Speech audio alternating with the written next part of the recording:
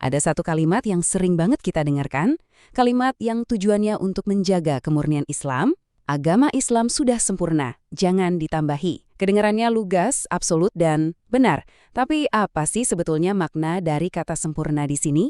Yuk kita coba kupas tuntas. Nah, ini dia kalimat saktinya. Kalau kita dengar sekilas, pernyataan ini rasanya sangat logis dan menenangkan ya. Tentu aja, siapa sih yang nggak setuju kalau Islam itu sempurna? Pernyataan ini tuh kayak benteng yang kokoh yang ngelindungin ajaran kita dari hal-hal yang aneh-aneh. Oke, mari kita masuk lebih dalam. Sebenarnya masalahnya itu bukan pada apakah Islam sempurna atau enggak. Semua muslim pasti setuju soal itu. Jantung perdebatannya itu ada di sini. Apa sih arti kata sempurna itu sendiri? Apakah artinya kaku, beku, dan nggak bisa diubah sama sekali? Atau justru sempurna karena ia fleksibel? Jadi, menurut sumber yang kita bedah ini, memahami kesempurnaan sebagai agama yang beku secara historis, yang terkunci di satu masa lalu, adalah sebuah kesalahpahaman. Para sahabat dan ulama-ulama soleh terdahulu, kata sumber ini, justru memahaminya dengan cara yang jauh lebih dinamis. Jadi, dari mana sih semua perdebatan ini bermula? Ternyata, semuanya itu berpusat pada pemahaman kita terhadap satu ayat kunci dalam Al-Quran. Ayat inilah yang jadi fondasi dari klaim kesempurnaan tadi. Nah, ini dia ayatnya. Sangat jelas dan tegas kan? Tapi pertanyaan krusialnya adalah, sempurna dalam hal apa? Apakah sempurna dalam setiap detail teknis pelaksanaan ibadah sampai ke hal-hal terkecil? Atau sempurna dalam prinsip-prinsip dasarnya yang fundamental? Nah, dari sinilah dua cara pandang mulai terbelah. Nah, ini yang menarik banget dari slide ini. Di satu sisi, ada pandangan yang bilang sempurna itu ya udah, selesai, final, terkunci. Nggak boleh ada cara baru sama sekali. Di sisi lain, ada pandangan yang diangkat sumber ini. Kesempurnaan itu justru ada di prinsip-prinsip intinya. Prinsip-prinsip yang kokoh inilah yang malah membuka ruang buat kita berijtihad atau menggunakan penalaran untuk menjawab tantangan zaman yang terus berubah. Oke, daripada cuma berteori, sumber ini ngajak kita buat lihat langsung ke bukti sejarah. Apa sih yang sebenarnya dilakukan oleh generasi terbaik, para sahabat Nabi, tepat setelah beliau wafat? Ini bisa jadi petunjuk penting. Ada dua contoh yang fundamental banget di sini. Pertama, pengumpulan Al-Quran jadi satu buku atau mushaf. Nabi Muhammad sendiri kan nggak pernah secara eksplisit nyuruh, kumpulin Al-Quran jadi satu buku ya? Enggak. Tapi para sahabat pakai ijtihad mereka. Mereka lihat ini perlu demi menjaga keutuhan agama. Kedua, Umar bin Khattab yang menginisiasi sholat tarawih berjamaah secara rutin setiap malam Ramadan. Keduanya adalah hal baru pada masanya, sebuah inovasi yang didasari kebutuhan umat. Dan puncaknya di sini nih, Umar, salah satu sahabat terdekat Nabi, dengan sangat tegas menyebut inisiatifnya itu sebagai sebaik-baik bid'ah, sebaik-baik inovasi. Ini nunjukin kalau konsep inovasi yang baik itu bukan hal yang aneh, bahkan udah ada dan dipahami sejak zaman para sahabat. Dan ternyata, pemahaman ini nggak cuma datang dari para sahabat loh.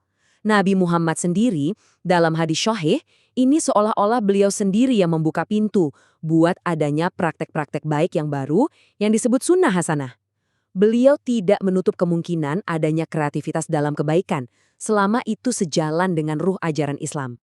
Oke, jadi kita udah lihat dari sahabat, dari Nabi sendiri, gimana dengan para ulama besar setelahnya? Ternyata, pemahaman yang fleksibel ini jadi konsensus di antara para ulama klasik yang paling kita hormati dalam sejarah Islam, yaitu para pendiri mazhab. Coba deh perhatikan tabel ini. Keempat pendiri mazhab fikih terbesar, Abu Hanifah, Malik, Syafi'i, dan Ahmad bin Hambal semuanya satu suara. Mereka nggak main pukul rata semua hal baru itu jelek atau sesat. Justru sebaliknya, mereka tuh cermat banget membedakan mana inovasi yang merusak prinsip agama dan mana inovasi yang justru membantu dan mendukung ajaran agama. Mereka nggak kaku sama sekali.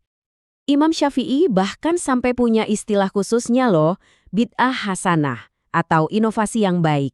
Jadi, sebuah praktek baru itu bisa dianggap terpuji kalau tujuannya, esensinya, sejalan dengan nilai-nilai luhur syariat, bukannya malah nabrak aturan-aturan dasarnya. Nah, sekarang kita masuk ke bagian yang paling nusuk nih, kritik paling tajam dari sumber ini. Ada sebuah inkonsistensi yang menarik dalam argumen sebagian kelompok di zaman modern yang menolak semua hal baru secara mutlak. Pertanyaan pertama yang diajukan, Pembagian konsep tauhid jadi 3 kategori ini, rububiyah, uluhiyah, asma wa sifat, ini kan kerangka berpikir teologis yang brilian ya. Tapi ini dikembangin sama ulama ratusan tahun setelah Nabi wafat untuk memudahkan kita belajar. Ini juga metode baru. Terus, kenapa yang ini boleh? Pertanyaan kedua ini lebih kena lagi ke kehidupan kita sehari-hari. Kalau bikin jadwal rutin untuk kegiatan kebaikan dianggap bid'ah, maka hampir semua kegiatan dakwah modern, kajian rutin tiap Rabu malam, santren kilat pas liburan, seminar keagamaan, harusnya dilarang juga dong. Kan Nabi nggak pernah bikin jadwal terstruktur kayak gitu. Nah, pada akhirnya, sumber ini berargumen bahwa garis pemisah yang ditarik itu seringkali gak konsisten secara prinsip. Masalahnya bukan lagi soal dalil, tapi lebih ke mana yang disukai atau mana yang jadi ciri khas kelompoknya aja. Jadi, apa nih kesimpulan yang bisa kita bawa pulang dari pembahasan ini? Pertama, kesempurnaan Islam itu ada di prinsip-prinsip intinya yang kokoh, bukan di detail teknisnya yang beku.